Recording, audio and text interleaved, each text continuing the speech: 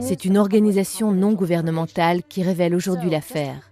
Julian Assange, fondateur du célèbre site lanceur d'alerte Wikileaks, a eu accès à des documents confidentiels classés secret défense par l'État français, actionnaire majoritaire de l'électricien EDF.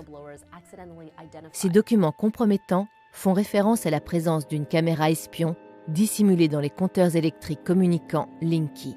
Cette caméra, à peine plus grande que la tête d'une allumette, est cachée sur la partie supérieure de la face avant des compteurs.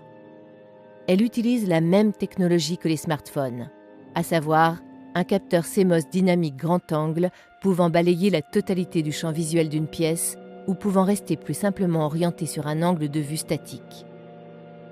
De plus, cette caméra est sensible aux infrarouges et peut détecter une présence humaine même à travers les murs du logement dans lequel le compteur espion est installé. Les images ainsi recueillies sont transmises sous forme numérique par le réseau communicant électrique d'EDF afin d'être acheminées, traitées et stockées dans un centre de données hautement sécurisé situé dans un lieu tenu secret. Les informations pourront être ensuite communiquées aux différents services de l'État qui en feront la demande.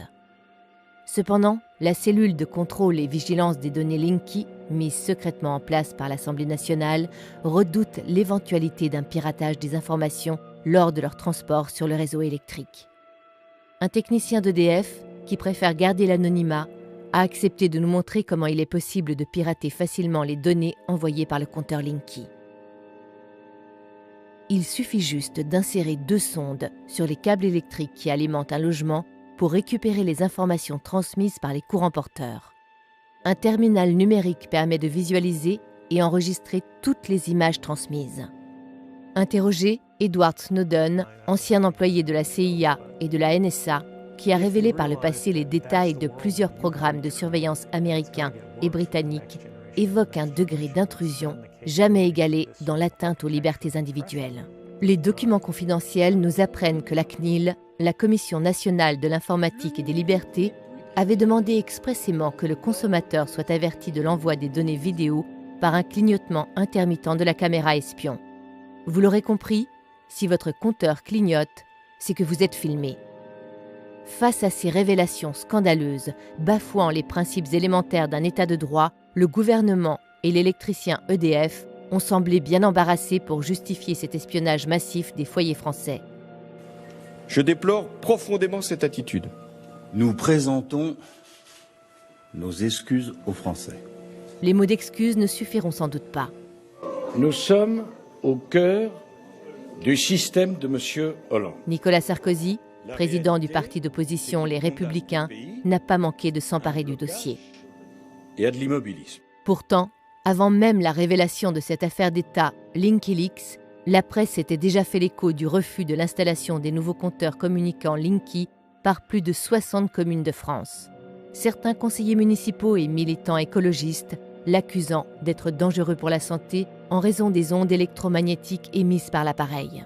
D'autres élus, plus pragmatiques, avaient dénoncé une intrusion dans notre vie privée avec la relève et la transmission de nos index électriques pouvant permettre à tout un chacun de décortiquer notre mode de vie et nos habitudes de consommation.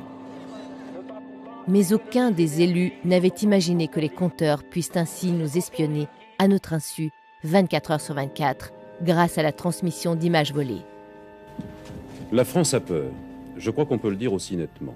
La France connaît la panique depuis... Ce scandale politico-économique Wikileaks a très peu été évoqué par les médias qui restent dans l'ensemble à la solde du pouvoir. Avec la complicité des journalistes, le gouvernement a réussi à étouffer l'affaire, évoquant l'état d'urgence et la menace terroriste pour justifier, comme par hasard, la surveillance du peuple français. Des militants écologistes ont bien tenté de saboter les lignes électriques transmettant les données des compteurs Linky, mais sans grand succès. Aujourd'hui, des dizaines d'usines dissimulées sur tout le territoire continuent de produire en masse des millions de compteurs Linky qui vont pouvoir continuer à s'immiscer en toute impunité au plus profond de notre intimité. Tout n'est cependant pas perdu. Une association de consommateurs a immédiatement réagi et propose un scotch composé d'un polymère à base de plomb à apposer sur le capteur caméra espion. Cette étiquette, agit comme un bouclier empêchant la capture d'images vidéo. Le slogan imprimé sur l'étiquette est destiné aux fournisseurs d'énergie et sans équivoque.